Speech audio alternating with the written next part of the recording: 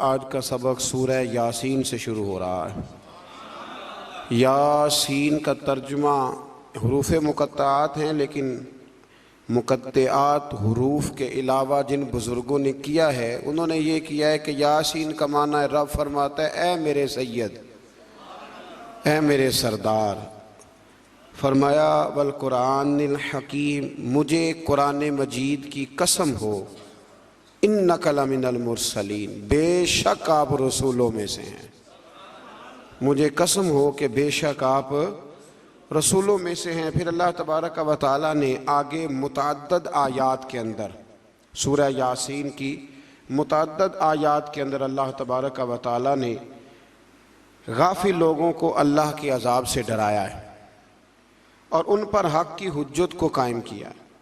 लेकिन कुछ सरकश लोग ऐसे होते हैं जिन पर दावत हक का असर नहीं होता। दावत हक उन्हीं पर असर होता है जो नसीहत को कबूल करते हैं, जिनका तरीका है कि वो नसीहत को कबूल करते हैं। जिनका मिजाज नहीं ना जी नसीहत को कबूल करने का, तो उन लोगों पर हक की दावत का कोई असर नहीं होता। फिर आयत नंबर 38 से अल्लाह तबारक व तआला की कुदरत और जलालत का बयान किया गया कि सूरज, चांद और सियारे तमाम कादर मुतलक के नज़म के ताबे हैं और ये मुमकिन ही नहीं कि इनमें से कोई फसाद या टकराव हो जाए। फिर आयत नंबर 48 में फरमाया कि कुफार कहते हैं वो वादा कब आएगा कि तुम सच्चे हो। इसके बाद फिर अल्लाह ताला ने वक़ूए क़यामत का जिक्र फरमाया है और बेशक बादल मौत को मुख्तलिफ पैरायों के अंदर बयान फरमाया है। आयत नंबर 54 से इरशाद फरमाया कि बग़ैर किसी जुल्म के आमाल का बदला देने और जन्नती लोगों के लिए नेमतों का जिक्र है और मुजरिमों को अलग करने और जहन्नम के आज़ाब का भी अल्लाह ने इन्हीं आयात के अंदर तज़किरा फरमाया है। आयत नंबर 65 में अल्लाह तबारक व तआला ने बताया है कि क़यामत के दिन मुजरिमों के मुँहों पर मोहरें लगा दी जाएंगी। मुँह होंगे, इन पर मोहर लगा दी जाएगी और इनके हाथ, पैर और दीगर आज़ा सुल्तानी गवाह बन के अल्लाह की अदालत में इनके खिलाफ गवाही देंगे। हाथ भी खिलाफ गवाही देगा, पैर भी खिलाफ, ज़ुबान पे तो मोहर होगी, ये गवाह बन जाएंगी सारी चीज़ कि हमसे क्या क्या जुराइम कराए जाते थे। फिर आयत नंबर 68 में बताया कि जिसे हम लंबी उम्र देते हैं तो हम इसकी जिस्मानी बनावट को इब्तदाई हालत की तरफ उलट देते हैं। यानी ऐसी लंबी उम्र की दुआ मांगनी चाहिए जिसमें इंसान की अकली, इल्मी, फ़िक्री और जिस्मानी कुव्वत सलामत रहे। इसमें सलामत ना रहे उस लंबी उम्र की दुआ, उसके लिए बुज़ुर्गों ने ये दुआ सिखाई है कि दुआ इस तरह मांगो, या अल्लाह जब तक तू मेरे लिए बेहतर समझता है मुझे दुनिया में रख, और जब मेरे हक़ में बेहतर ना हो तो फिर मुझे अपनी बारगाह का कुर्ब अता फरमा, फिर तो मुझे अपने करीब बुला ले। आयत नंबर 78 से अल्लाह तबारक व तआला ने मुनकरीन क़यामत के इस अकली सवाल का जिक्र फरमाया है कि जब इंसान मर जाएगा और हड्डियां तक बोसीदा हो जाएंगी तो दोबारा कौन ज़िंदा करेगा। फिर जवाब दिया कि दोबारा भी वही खालिक ज़िंदा करेगा जिसने बग़ैर किसी नामो निशान के पैदा कर दिया था। अब तो हड्डियों का नामो निशान है ना, तब तो नामो निशान भी कोई नहीं था। तो अगर उस वक़्त पैदा कर लिया था तो अब दोबारा ज़िंदा भी कर देगा। फिर आगे सूरह साफ़ात शुरू होती है। इस सूरह मुबारका में अल्लाह तबारक व तआला ने मुतअद्दिद चीज़ों का जिक्र फरमाया है और इस सूरत के शुरू में फ़रिश्तों की मुख्तलिफ़ जमातों की कसम खा के अल्लाह ताला ने अपनी वहदानियत का जिक्र फरमाया है। कुछ मज़ामीन ऐसे होते हैं जो पिछले असबाक से मिलते हैं, तो चूँकि जब 2 पारे करने होते हैं तो मेरी ये ख्वाहिश होती है कि सिर्फ वो मज़ामीन लाए जाएँ जो पहले बयान नहीं हुए। तो इसमें अल्लाह तबारक व तआला ने इरशाद फरमाया आयत नंबर 40 से लेकर 49 तक फरमाया कि अल्लाह ताला के बरगुज़ीदा बंदों को आखिरत में अता की जाने वाली कुछ नेमतें हैं। उनका जिक्र है कि उन्हें उम्दा मेवे मिलेंगे। वो जन्नत में इज़्ज़त और एहतराम के साथ एक दूसरे के मुकाबिल मसनदों पर बैठे हुए होंगे। सफ़ेद और लजीज शराबे तुहूर के जाम गर्दिश में होंगे जिनसे ना दर्द सर होगा, ना होश उड़ेंगे, पैकरे शर्मो हया हूरें होंगी, वो बुलंद मुकाम से जहन्नमियों का मुशाहिदा कर रहे होंगे और गोया जहन्नमी भी उनकी तरफ बड़ी हसरत के साथ देख रहे हों। जन्नत जो है ना, जन्नत में वो जिन चीज़ों की इंसान दुनिया में ख्वाहिश करता है ना, वो सारी चीज़ें अल्लाह जन्नत में अता फरमाएगा। तो फरमाया कि यहाँ तुम्हारे अंदर ख्वाहिशात रखी हैं, तो यहाँ वक्त भी थोड़ा रखा है, वक्त भी। देखिए ना, अक्लमंद आदमी है ना, उसको अगर कहा जाए कि ये 5 दिन के लिए बंदोबस्त है, मौज बड़ी है, लेकिन अगर तू ये छोड़ के 5 दिन सब्र कर ले तो फिर आगे तेरे लिए सारी ज़िंदगी का सब्र है, सारी ज़िंदगी की मौज है। तो अक्लमंद कौन है, 5 दिनों वाला कि सारी ज़िंदगी वाला? तो हमने 30-35 साल की मौज चाहते हैं। इसको छोड़ें, ख्वाहिशात को दबाएं, इंशाल्लाह फिर जब आंख बंद होने के बाद दोबारा खुलेगी ना, तो फिर अल्लाह बड़ा ही फजल फरमाएगा, बड़ा अल्लाह फजल फरमाएगा। फिर इससे आगे जब हम बढ़ते हैं तो फिर एक दफ़ा हज़रत सैयदना इब्राहीम अलैहिस्सलाम का जिक्र सूरह साफ़ात के अंदर फरमाया गया, और फिर वो दोबारा से जिक्र जब आपने बुतों को तोड़ा। लेकिन इसमें एक चीज़ का इजाफा है, वो क्या है कि अल्लाह तबारक व तआला ने फरमाया कि जब हज़रत इब्राहीम अलैहिस्सलाम को आग में डालने की उनकी सारी तदबीरें नाकाम हो गई, तो फिर हमने इब्राहीम अलैहिस्सलाम को इस्माईल अलैहिस्सलाम दिए। आपको पता है, फिर जब बेटा दे दिया, अल्लाह का अपना अंदाज है ना नवाजने का। अच्छा, हमारा मसला और तरह का है, हम कहते हैं कि नवाजता है तो फिर रोज नवाजे, नवाजता है तो फिर अल्लाह आपको कहता है रोजाना ज़कात दो, अगर कह देता तो ओ भाई, साल वाले बड़ी मुश्किल से हिसाब करते हैं, और हर रोज तो रब हर रोज चीज़ों का हुक्म नहीं देता। तो अल्लाह तबारक व तआला तदरीजन चीज़ों का हुक्म देता है, तदरीजन। लेकिन जब वो देता है तो फिर कहते हैं इसमें मद्दो जज़र आएगा, कभी दुख, कभी सुख, कभी सेहत, कभी बीमारी, कभी ऊपर कभी नीचे। तो हम ना सिर्फ मीठे मीठे के कायल हैं, मीठे मीठे, कड़वे का भी कायल होना चाहिए, इसलिए कि महबूब की तरफ से जो भी अता हो जाए वो उसका करम ही है। अल्लाह ने पहले हज़रत इस्माईल दिए, और जब बेटे से पूरा दिल लग गया तो फरमाया अब इसे छोड़ के आओ वादी गैर ज़ी ज़रइन में, जहाँ आज बैतुल्लाह शरीफ है ना, वहाँ कुछ भी नहीं होता था। हज़रत जनाब इस्माईल को और उनकी वालदा को छोड़ आए 2 किलो खजूरें और एक मिश्कीदा पानी का, और कहा अल्लाह मैं इन्हें तेरे हवाले करके जाता हूँ। फिर पाबंदी लग गई तो कई साल गए नहीं। मुफस्सिरीन ने बा इख्तलाफ रिवायात 9 साल या 13 साल के हज़रत इस्माईल हुए तो गए, और जब गए तो जाते ही कहने लगे वो यहाँ जिक्र है, फरमाया कि बेटा मैंने ख्वाब देखी है, मैं तुम्हें ज़िबा कर रहा हूँ। फलम्मा बालगा मा उसाया, जब बेटा साथ चलने के काबिल हो गया ना, तो कहने लगे बेटे मैंने ख्वाब देखी है, अन्नी अज़बाहु का, मैं तुम्हें ज़िबा कर रहा हूँ। फंजुर माज़ा तरा, तो अपना इरादा बता। मैंने सूरज यूसुफ में भी अर्ज़ किया था कि सारी ज़िंदगी लोग माँ बेटे की मोहब्बत का जिक्र करते आए, पर कुरान मजीद ने ना 2 जगह बाप बेटे की मोहब्बत भी बड़ी खोल के बयान की है। ये बाप बेटे का रिश्ता बयान किया जा रहा है। बेटे अब तो बेटे ज़िबा नहीं ना होते, अल्लाह ही खैर फरमाए। अब तो उनको जो सबक पढ़ाया जाता है ना, वो अच्छी तरह याद करते हैं, और याद करके सवेरे माँ बाप को सुनाते हैं कि जनाब आप भी तो थोड़ा ख्याल करें ना, अब आप भी तो ज़रा समझे ना, अब मेरे अपने भी तो बच्चे हैं ना। और देखो बाप का जो रंग कुरान ने बयान, अन्नी अस्बहु का, पुत्र मैंने ख्वाब देखी है, मैं तुझे ज़िबा कर रहा हूँ, इरादा बता। तो हज़रत इस्माईल ने ये नहीं कहा कि चलो अब्बा जी ज़िबा कर दो, कहने लगे या अबतिफ अलमा तु उमर, कहा अब्बा जी आप ज़िबा ना करें, आपने ख्वाब देखी है ज़िबा कर रहे हैं तो फ़कत ज़िबा ही ना करें, जो रब कहता है ना वो सारा आप मेरे साथ करें, जो हुक्म होता है वो, जो अल्लाह कहता है वो सारा करे। इसकी तफसीर में मुफस्सिरीन ने लिखा है कि गोया हज़रत इस्माईल कह रहे थे कि अब्बा जी अगर अल्लाह कहता है ना ज़िबा करो तो आप ज़िबा करें, और अगर वो कहता है ना उसके बाद मेरे टुकड़े टुकड़े करें तो आप टुकड़े टुकड़े करें, और अगर वो कहता है ना फिर इसे जला दे, तो आप जो रब कहता है ना आप वो सारा मेरे साथ सताजुदूनी इंशाअल्लाहु मिनस साबिरीन, मुझे आप इंशाअल्लाह सब्र करने वालों में से ही पाएंगे। तो फिर अल्लाह करीम ने फरमाया इब्राहीम तूने ख्वाब सच्चा करके दिखाया है, हजरत इब्राहिम ने तो पट्टी बांध ली थी आंखों पे, बेटे के हाथ बांध लिए थे, उन्होंने तो छुरी चला दी थी। अब जिसने अमर करना था उसी ने ना किया। वफदैनाहु बिज़िब्हिन अजीम, और एक ज़िब्ह अजीम का फिदिया अल्लाह ने दे दिया। तो इकबाल कहने लगे ये फैज़ान नज़र था, यहाँ के मकतब की करामत थी। दो चीज़ें होती हैं, एक फैज़ान नज़र भी होता है। कई दफ़ा मकतब के निकम्मे फैज़ान नज़र से चल जाते हैं। ये तो इकबाल कह रहे हैं ना, ये फैज़ान नज़र था, यहाँ के मकतब की करामत थी। ये सिखाए किसने इस्माइल को आदाब फर्जंदी।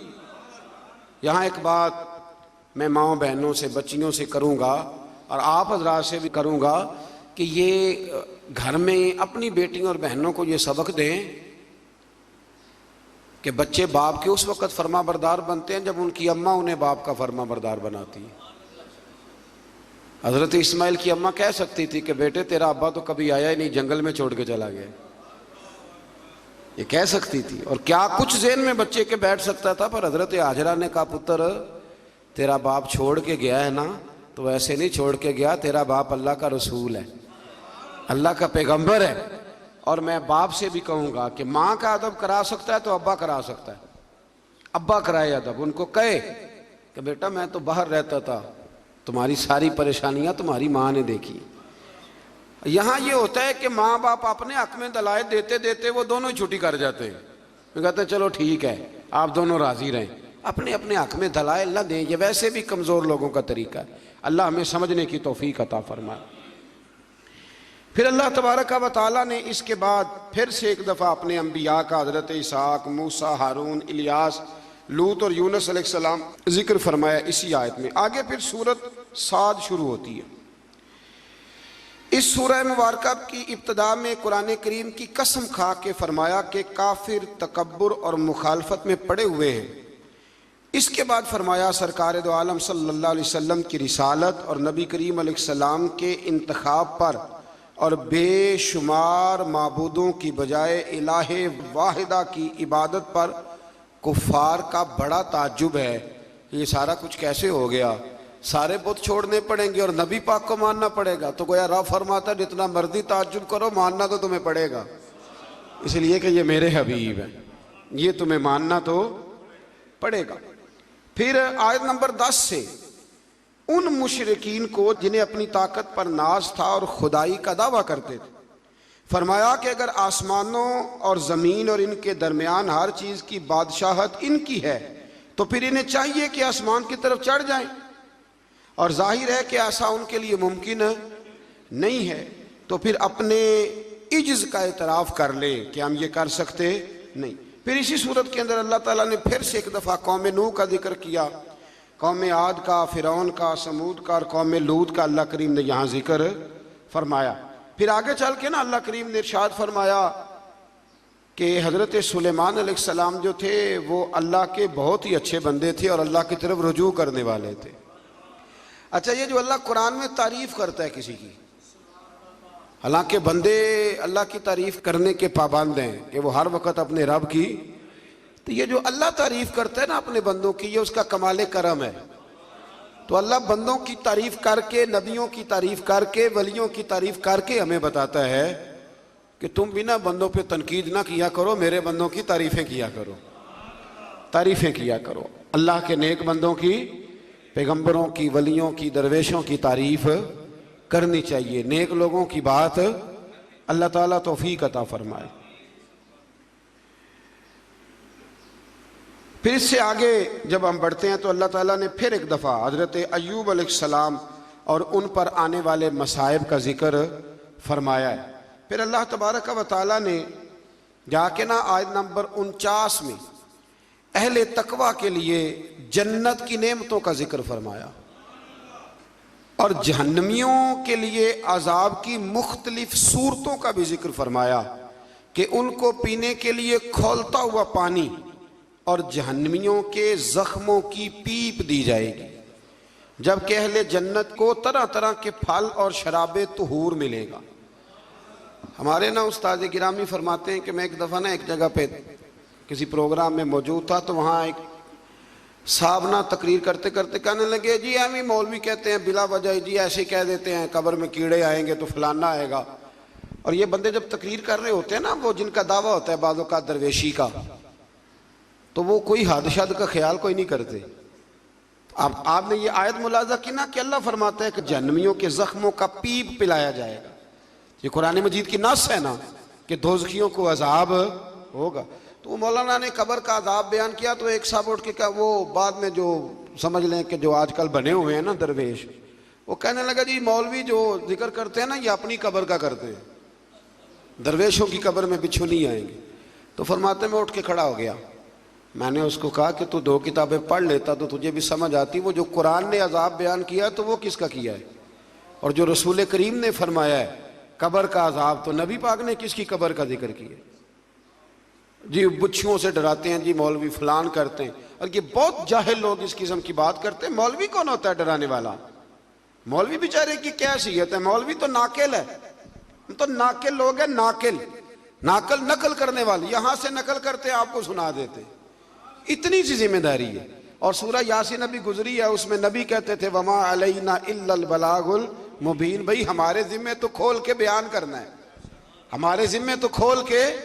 मैंने बड़े दिन पहले कहा था कि हमारी ड्यूटी मनवाने की नहीं बताने की है, हमारी आजान पढ़ने की ड्यूटी है, तलवार चलाने की ड्यूटी नहीं है। तो इसलिए ये जाहिलाना बात है कि जी अजाब का जिक्र ना करो तो जो नबी पाक ने किया है। हज़रत उस्मान गनी कब्र पे खड़े होते तो रो पड़ते थे। लोग कहते आप तो जन्नती हैं, तो हुजूर ने जन्नती कहा है तो रोते क्यों है? तो फरमाने लगे जिस महबूब ने मुझे जन्नती कहा है उन्होंने कहा है कब्र आखिरत की मंजिलों में से पहली मंजिल, इसकी तैयारी करो। और हुजूर पता है कब्र के बारे में क्या फरमाते? सहाबा कहते हैं जनाजे में हम नबी पाक अलैहिस्सलाम के साथ गए तो कब्र तैयार होने में देर थी। हुजूर एक साइड पे बैठ गए, जनाजा पढ़ के देर तक हुजूर अलैहिस्सलाम ने गर्दन मुबारक झुकाए रखी।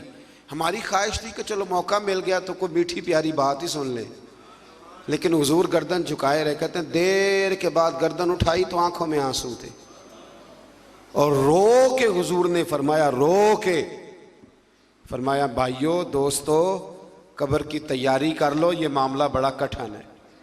तो हुजूर तो रो के कहते हैं कब्र की तैयारी कर लो, और यहाँ लोग कहते हैं जी आप बिच्छुओं की बात सुना रहे हैं फलाने। ये तंज ना करें आप किसी पे भी, आप ख्याल करें और बचें उस वक्त से कि अल्लाह तबारक व तआला के सामने जब खड़े होना है, अल्लाह ताला सारी उम्मत पर अपना खास फजल फरमाए। फिर अल्लाह तबारक व तआला ने आयत नंबर 71 से आगे कमो बेश सारी सूरह मुबारक में ना फिर से हजरत आदम का वाक़या जिक्र किया है। मैंने शुरू में अर्ज़ किया था ना कि गालिबन 7 जगह पे कुरान मजीद में हजरत आदम का वाक़या आया है। फिर से आगे सूरह ज़ुमर शुरू होती है, इसके अंदर भी अल्लाह तबारक व तआला ने बिल्कुल इसकी इब्तदा में हुक्म दिया कि दीन को अल्लाह के लिए खालिस करो, खालिस दीन, उसमें कोई मिलावट दीन। आपको पता चल जाए कि घी में मिलावट है तो खरीदते हो, चीनी में, तो अगर नमाज में हो जाए तो चलो थोड़ा सा लोगों को पता चल जाए मैं नमाजी हूँ, ये भी शिरक असगर है, रियाकारी भी, अगरचे इसका वो हुक्म नहीं पर यह भी गलत है। यानी चलो सदका देता हूँ थोड़ा सा, अल्लाह भी राज़ी हो जाएगा और बंदों को पता चल जाएगा मैं सखी हूँ, तो रब तो खालिस दीन को कबूल करता है, खालिस, लिहाजा मुखलिस हो के अल्लाह की इबादत करें। आयत नंबर 5 एक बार फिर अल्लाह ताला की कुदरत का जिक्र है कि उसने आसमानों और ज़मीनों को पैदा किया, गर्दश लैलो नहार का निज़ाम बनाया, और सूरज और चाँद के लिए अपना अपना मदार और मंजिलें मुकर्रर की। तमाम इंसानों को एक जान यानी आदम अलैहिस्सलाम से पैदा किया। सबको किससे पैदा किया है? तो फिर सारे क्या हुए? भाई भाई हुए ना सारे। कहाँ से पैदा किया? बाप साहब का। लेकिन अड़ जाते हैं बंदे। आप जट को बट कह के देखें, अब नाम तो ले जरा, नहीं इतना ऊंचा उड़ान हमारी हो गई है कि अल्लाह तबारक व तआला माफ़ करे कि वो पकड़ाई नहीं देती। ये कबीले तारुफ के लिए होते हैं, तारुफ हो जाए, कोई ऊंचा छोटा बड़ा नहीं होता। नबी पाक सल्लल्लाहु अलैहि वसल्लम ने बड़ी वजाहत से कई जगह हमें ये बात समझाई है। फरमाया हर एक को हमने एक जान हजरत आदम से पैदा किया और उन्हीं से उनका जोड़ा पैदा किया, और वहीं से वही जो माँ के पेट में तय दर तय जुल्मतों में इंसानों की परवरिश फरमा देता है। ये सब उसकी कुदरत की निशानियाँ। आयत नंबर 7 में फरमाया कि अल्लाह ताला को किसी की नाशुक्री की कोई परवाह नहीं। हाँ, वो अपने बंदों के लिए नाशुक्री को नापसंद और शुक्र को पसंद फरमाता, बाकी उसे परवाह कोई नहीं कि तुम नाशुक्री करो। वो तुम्हारे शुक्र अदा करने का कोई ख्वाहिशमंद, हाँ पसंद ज़रूर करता है, पर उसे कोई मोहताजी न करोगे तो नुकसान उठाओगे। आयत नंबर 9 से अल्लाह ताला ने फरमाया कि आलिम और जाहिल बराबर नहीं हो सकते। कुल हल यस्तविल लज़ीना यअलमून वल लज़ीना ला यअलम। फरमाया कि आलिम और जाहिल बराबर हो सकते हैं। कौन कह रहा है? तो अगर कोई जाहिल उठ के कहे मौलवियों की पता है, और अल्लाह ताला खैर करे 2-3 जगहों पे तो जाहिलों के बड़े ही डेरे हैं, एक हुक्मरानों के गिर्द, एक दरबारों के गिर्द। बल्कि मैं अक्सर कहता हूं जितना बड़ा जाहिल हो ना उतना बड़ा पीर होता है। बड़ी जिम्मेदारी से कह रहा हूं आप, क्योंकि आलिम ने थोड़ा बहुत सोचना है कोई बात करते वक्त, क्योंकि उसे पता है कि ये शरीयत की हद है, ये कैद है। तो जाहिल ने तो कुछ भी नहीं ना सोचना। तो जाहिलों की करामतें बेशुमार, इधर भी करामत उधर भी करामत, ये भी कर दिया वो भी कर दिया। और जाहिल की एक बहुत बड़ी अलामत है कि वो हमेशा इल्म की मुखालफत करेगा। पक्की बात है, क्योंकि खुद जाहिल है, लिहाजा इल्म की हमेशा।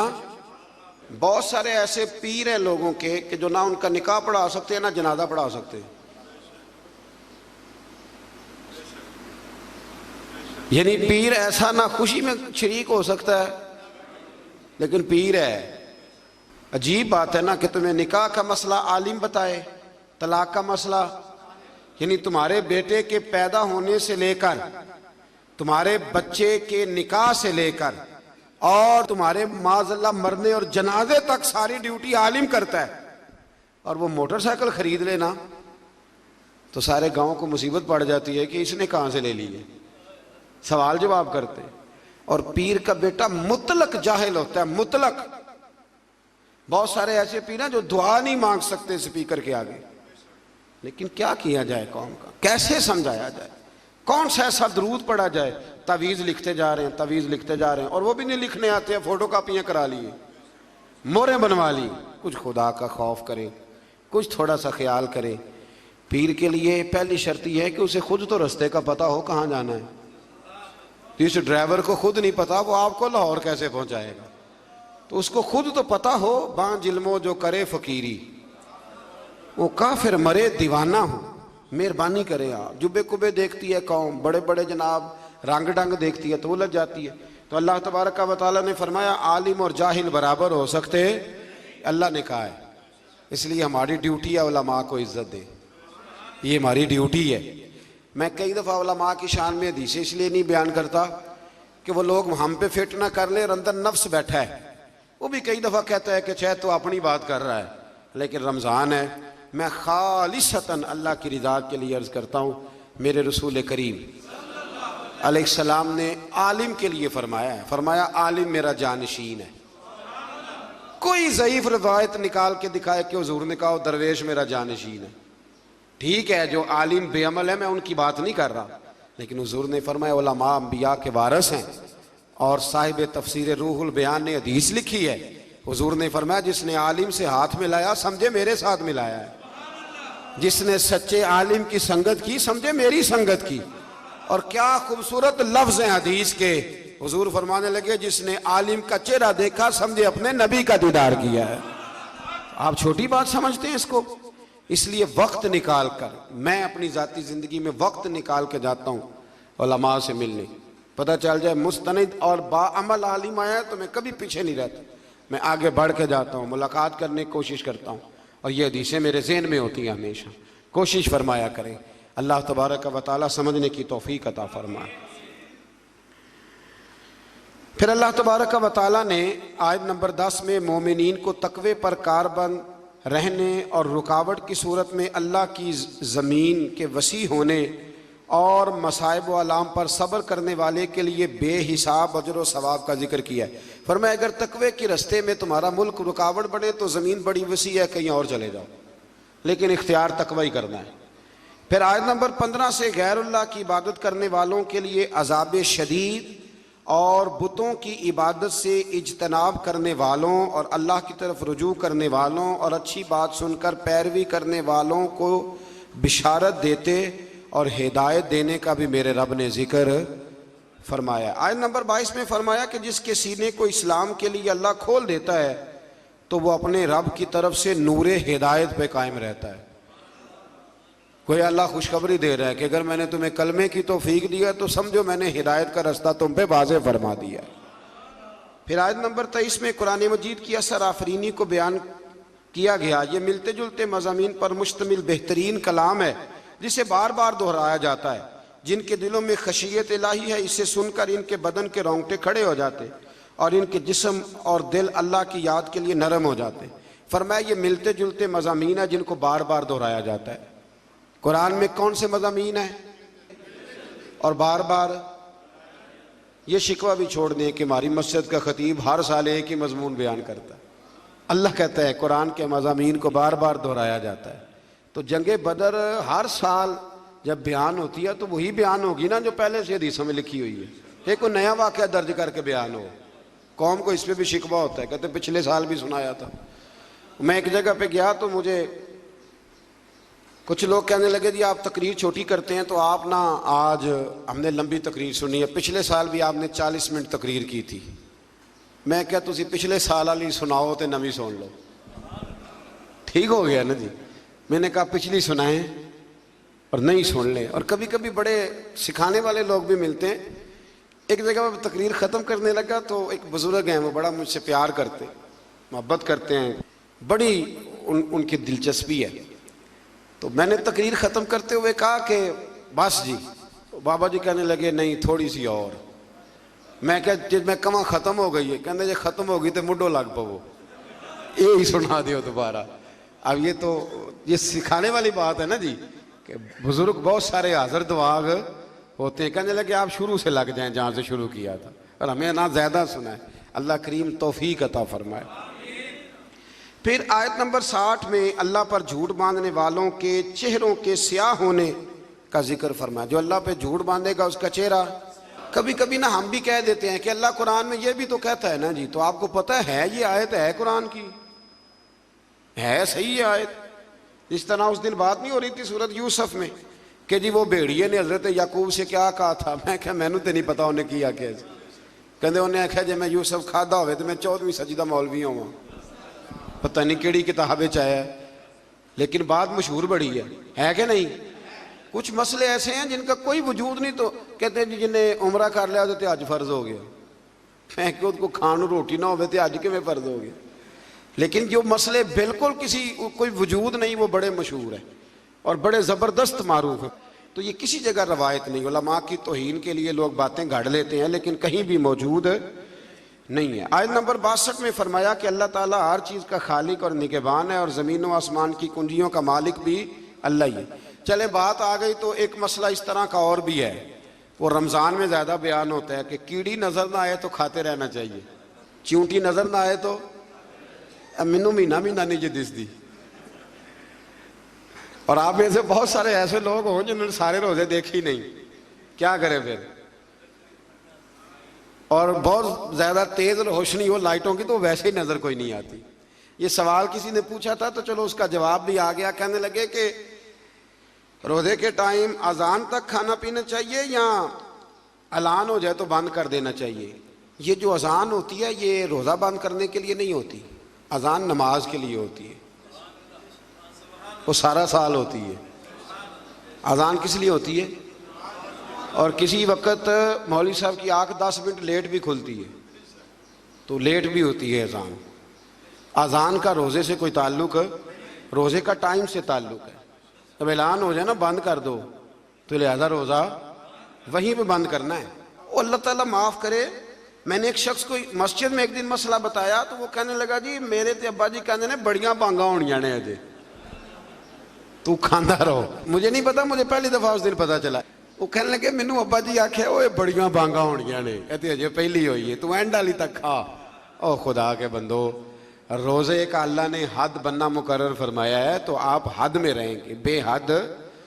अब तो कैलेंडर हैं और आप टीवी पे यूं पट्टियां चल रही हैं, ये टाइम है, जो अखबार छप के आ जाएगा उस पर कल का टाइम लिखा होगा। किस चक्कर में आप। और बहुत सारे टाउन ऐसे हैं, सोसाइटियां ऐसे हैं जिनमें अजान की आवाज़ ही नहीं जाती घरों में, 3-3 4-4 पोर्श, तो वहाँ आप क्या करेंगे। तो अजान का नमाज से ताल्लुक़ है, रोज़े से ताल्लुक़ नहीं है। तो कई दफ़ा अजान देर से दी जाती है, अजान देर से। अच्छा, फिर बड़े मज़ेदार हैं लोग। मैंने अगला सपारा शुरू करना है पर बात आ गई थी, मुकम्मल करना भी बड़ा ज़रूरी है। बड़े मज़ेदार हैं। रमज़ान में सहरी के लिए पूछते हैं कि जी हमने नहीं ऐलान पे बंद करनी, हमने तो अजान पे। तो रोज़े में ऐलान पहले होता है, अजान बाद में होती है।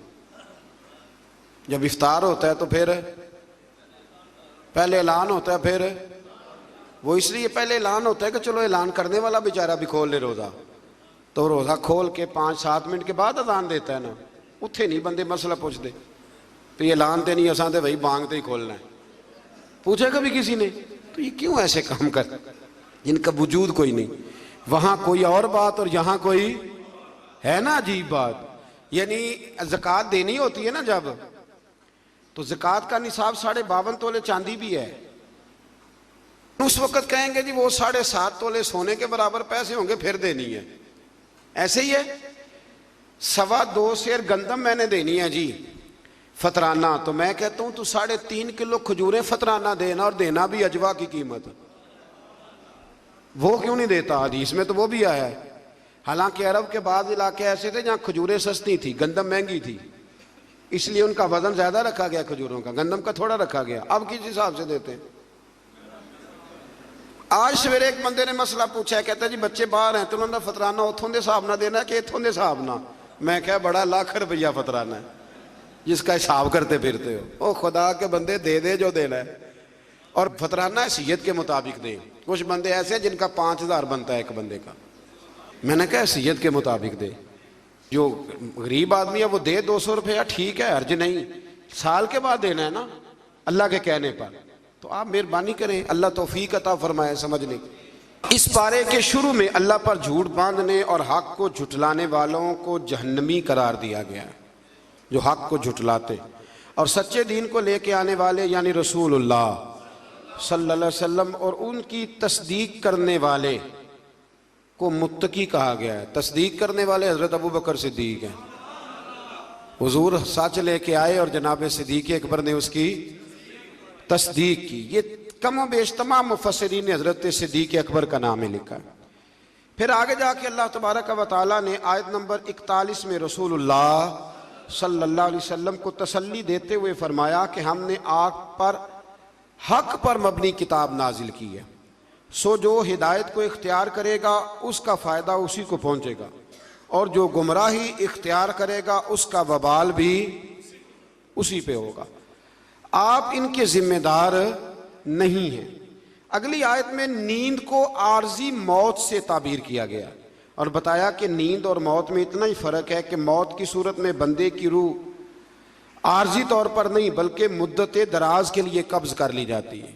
आप बताइए, जब नींद आई होती है आपको, वैसे आपने आधा घंटा 20 मिनट गुजारने हों तो पता होता है कि 20 हो गए 10 हो गए, तो सोए सोए आँख खुलती है तो हो इतना टाइम हो गया। तो अल्लाह फरमाते हैं इसी तरह मौत का मामला होगा। कुछ लोग ना कब्रों से उठाए जाएंगे, तो एक रवायत में यूँ भी आता है कि जब कब्रों से उठाए जाएंगे तो वो कहेंगे ओहो मैं तो जोर पढ़ के सोया था कि असर का टाइम हो गया। और कुछ ऐसे होंगे जिनके लिए 50,000 साल का दिन होगा। दुआ फरमाएं अल्लाह हमें रहमत वाले लोगों में शामिल फरमाए, जिन पे वो रहमत करे उनमें हमारा शुमार फरमाए। फिर अल्लाह तबारक व तआला ने आयत नंबर 43 और 44 में फरमाया कि सब शफात अल्लाह ताला के इख्तियार में है, जो आसमानों और ज़मीनों का मालिक है, और कुफ़ार के माबूदाने बातिला को किसी की शफात का इख्तियार नहीं, बल्कि तो वो अपने लिए किसी चीज़ के मालिक नहीं है। उनको सिफारिश का हक भी, सिफारिश भी अगर करेंगे तो अल्लाह के बंदे ही करेंगे। हुजूर ने फरमाया सबसे पहले अम्बिया करेंगे, फिर उलमा करेंगे, फिर शहीद करेंगे, फिर नेक लोग अल्लाह की बारगाह में सिफारिश करेंगे।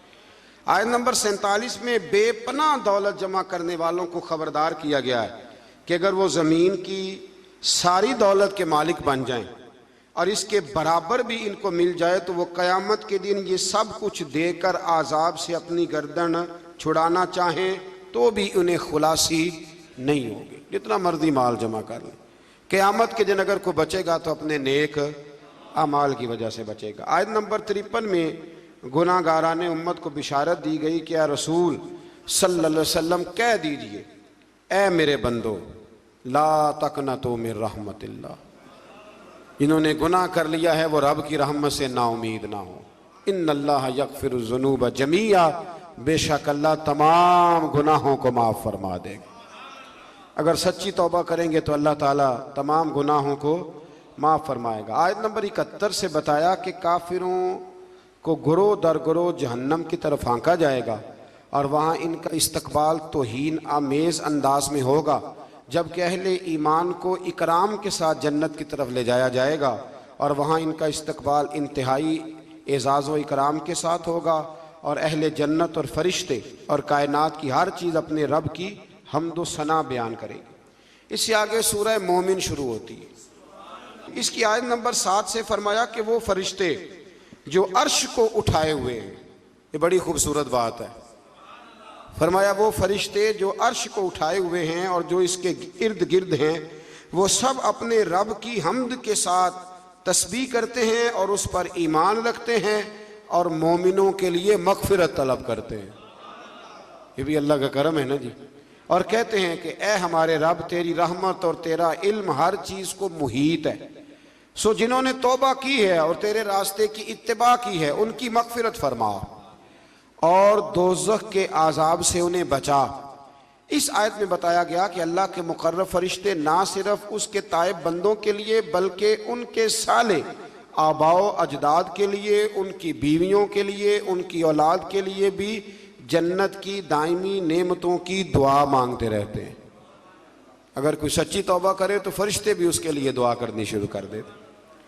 फिर आयत नंबर 10 में फरमाया कि कुफार को क़यामत के दिन बुलंद आवाज़ से कहा जाएगा कि तुम लोगों को अपने ऊपर जितना गुस्सा आ रहा है ना कि हमने बुरे काम क्यों किए, इससे ज़्यादा गुस्सा अल्लाह को तुम पर आता था। जब तुम लोगों को ईमान की दावत दी जाती तो तुम कुफ्र करते थे और अपने गुनाहों का इतराफ़ करके कहेंगे कि क्या जहन्नुम से निकलने की कोई सूरत है। फिर उस दिन पूछेंगे कि गलती तो हो गई पर कोई सूरत है निकलने की। आयत नंबर 16 में क़यामत के दहशतनाक दिन का नक्शा खींचा गया है। अल्लाह ताला फरमाएगा आज किसकी बादशाही है, सब जानते हुए खामोश हो जाएंगे। फिर अल्लाह फरमाएगा कि अल्लाह की, जो वाहिद भी है और सब पर गालिब आने वाला भी। फिर आयत नंबर 17 से बताया कि क़यामत के दिन सब के साथ पूरा पूरा इंसाफ होगा। वहाँ जालिमों का कोई हिमायती और सिफारशी, जालिमों का ना कोई सिफारशी होगा ना कोई हिमायती होगा, बल्कि मेरे नबी पाक अलैहिस्सलाम ने फरमाया अगर मेरे किसी उम्मती ने ज़िम्मी काफिर पर जुल्म किया, ज़िम्मी काफिर वो होता है जो इस्लामी हुकूमत में इस्लामी कवानीन की पाबंदी में जिज़िया दे के रहता है। फरमाया अगर मेरे किसी उम्मती ने किसी ज़िम्मी काफिर पर जुल्म किया तो मैं क़यामत के दिन उस ज़िम्मी के साथ खड़ा होकर अपने उम्मती पे मुकदमा कराऊंगा। यानी जुल्म वाले की हुजूर भी क़यामत में सपोर्ट नहीं करेंगे। अल्लाह तौफीक अता फरमाए जुल्म से बचने की। अल्लाह ख़यानत करने वाली आंखों और सीनों में छुपे राजों को भी जानता है। फिर इससे आगे आयत नंबर 49 में बताया कि जहन्नमी जहन्नम के दरोगों से कहेंगे कि अपने रब को बुलाओ कि हमारे साथ अजाब में सिर्फ एक दिन की तखफीफ कर दे। अल्लाह महफूज रखे, एक दिन की सिर्फ छुट्टी मिल जाए। जहन्नम का मुहाफिज अमला इनसे कहेगा क्या दुनिया में तुम्हारे पास रसूल निशानियां लेकर नहीं आए थे। वो इकरार करेंगे। आगे चल के फरमाया क़यामत में जालिमों की उज़्र खाही इन्हें कोई काम ना आएगी, इनके लिए लानत है और बुरा घर है। आयत नंबर 60 में फरमाया कि तेरे रब ने फरमाया है मुझसे दुआ मांगो मैं तुम्हारी दुआओं को कबूल फरमाऊंगा। आयत नंबर 64 में फरमाया अल्लाह ही ने ज़मीन को तुम्हारे लिए जाए करार और आसमान को छत बनाया है और तुम्हारी सूरतें बनाई हैं और वही तुम्हें पाकीज़ा रिज़्क़ अता करता है। फिर आयत नंबर 67 में अल्लाह ताला ने इंसान की तख्लीक और इसके बाद मौत तक मुख्तलिफ मराहिल को अपनी निशानियों के तौर पर बयान फरमाया। आगे सूरह हामीम सजदा शुरू होती है। इसकी आयत नंबर 5 में कुफार को इंतहाई सरकशी की कैफियत को बयान करते हुए फरमाया, और उन्होंने कहा जिस दिन की तरफ आप हमें बुला रहे हैं हमारे दिलों में उस पर पर्दे पड़े हुए और हमारे कानों में डांट है और हमारे और आपके दरमियान हिजाब है, सो आप अपने काम से काम रखिए और हम अपने ढप पर कारबंद रहेंगे। यानी वो किसी भी तौर पर कबूल हक के लिए तैयार ना हुए। कहने लगे जी हमें नहीं आपकी बातों की समझ आती, हमारी आंखों पे पर्दे।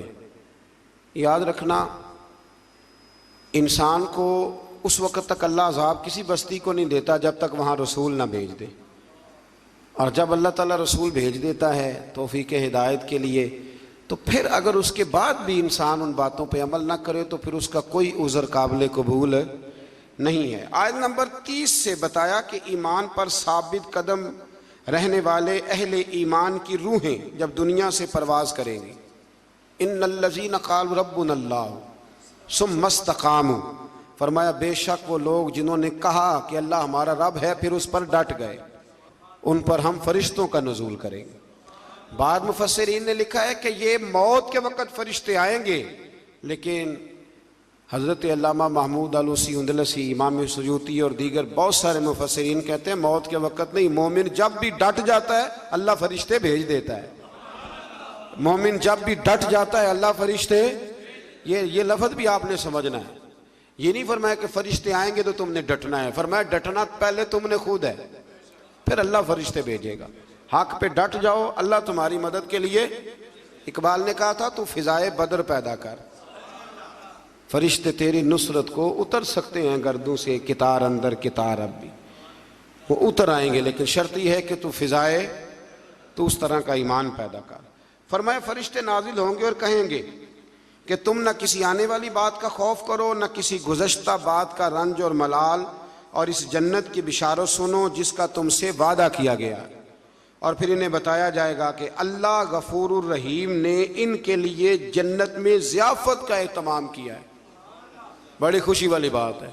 यानी रब फरमाता है मैं जन्नत में तुम्हारा मेज़बान बनूंगा, मैं तुम्हारा मेज़बान हूँ जन्नत में। तो जितनी शान वाला मेज़बान है, मेज़बानी भी उतनी शान वाली फरमाए, और वहाँ जिस नेमत की भी ख्वाहिश करोगे तुम्हें वो दस्तयाब हो जाएगी। आयत नंबर 34 में बताया नेकी और बदी बराबर नहीं है, और दूसरों की बदी का जवाब नेकी से दो। अल्लाह फरमा रहा है बदी का जवाब नेकी से दो, इसके नतीजे में तुम्हारा मुखालिफ तुम्हारा सरगर्म और पुरजोश दोस्त बन जाएगा।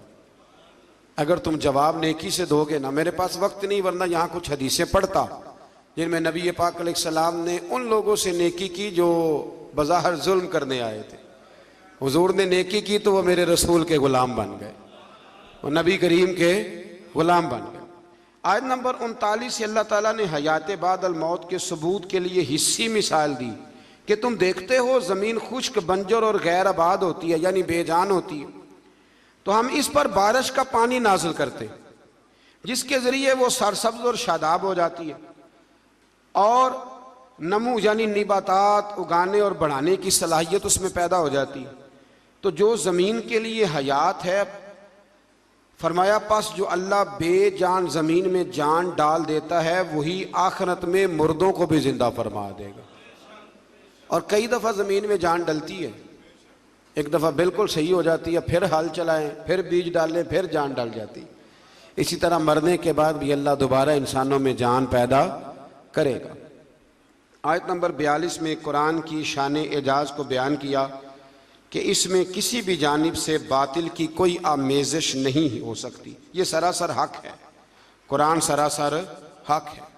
मेरी ये ख्वाहिश है, ये ना सुन्नत है क़यामुल लैल आखिरी 10 रातों का, आप अपने अपने घरों में या अपनी अपनी मस्जिदों में कम से कम ताक रातों में रात को कुछ देर के लिए जल्दी ज़रूर उठें। सारी रात हो सके तो बड़ा ही अच्छा है।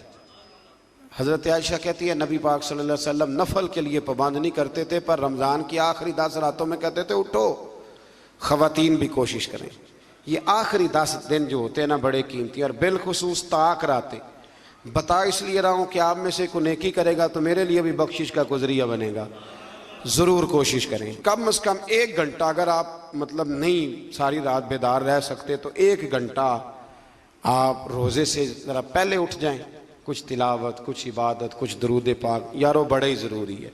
हुजूर ने बड़ा ही पसंद किया है और बड़ी कीमती, ये वो अजीम रातें हैं जिनके लिए खैमा लगा के मेरे नबी मस्जिद में ही बैठ गए।